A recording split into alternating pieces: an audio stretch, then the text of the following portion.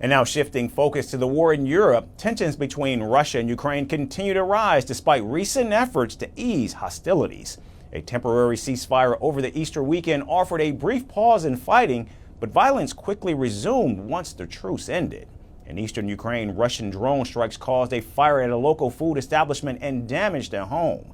Then in the southern Mykolaiv region, officials confirmed a missile attack on the city during the early morning hours, though it caused no casualties or damage.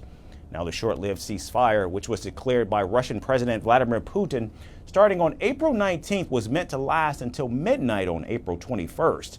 In fact, while announcing the ceasefire, Putin described the move as a humanitarian gesture for the Easter holiday.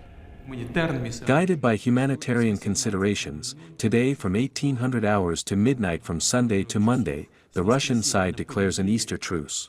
I order that all military actions be stopped for this period. We assume that the Ukrainian side will follow our example. At the same time, our troops must be ready to repel possible violations of the truce and provocations from the enemy, any of its aggressive actions. However, Ukrainian President Volodymyr Zelensky accused Russia of continuing hundreds of frontline assaults. In fact, several Ukrainian officials even accused Moscow of nearly 3,000 violations over its own Easter ceasefire vow. My opinion did not change regarding the ceasefire. It was announced only to show to the world as if they are making some steps, concessions for us. But in reality, as we can see at the front line, nothing has changed. I think it is a blatant lie, as it always was. And now President Donald Trump has entered the conversation, making headlines with his remarks on the situation. On his Truth Social platform, President Trump expressed hope that Russia and Ukraine would in fact reach a peace deal this week.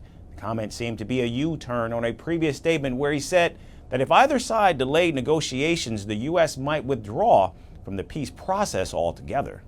For some reason, one of the two parties makes it very difficult. We're just going to say you're foolish, you're fools, you're horrible people, and we're going to just take a pass. But hopefully we won't have to do that. No, Marco is right in saying it. We want to see it end. And adding to the pressure, Secretary of State Marco Rubio has also announced that Washington was ready to end its mediation efforts in the coming days if no progress was made. This marked a sharp shift from the Trump administration's earlier stance, which prioritized brokering peace between the two countries since taking office in January. Trying to prevent it, but we're not going to continue to fly all over the world and do meeting after meeting after meeting if no progress is being made. So if they're serious about peace, either side or both, we want to help. If it's not going to happen, then we're just going to move on. We're going to move on to other topics that are equally, if not more important in some ways, to the United States. With business interests quietly woven into these high-stakes talks, the question now remains, is peace truly the goal or just another deal waiting to be made? Greeting you with aloha and namaste.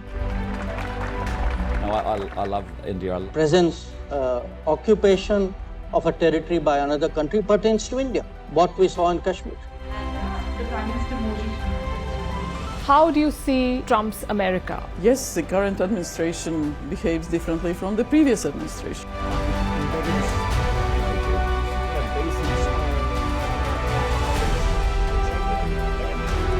Are you saying that there are foreign powers who are trying to bring down the current government in Syria? Exactly.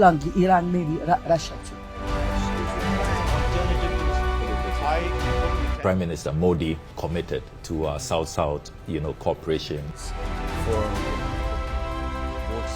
Not over 50%. Is Ukraine prepared to pay the price for that peace? No compromises at the cost of territorial integrity and sovereignty.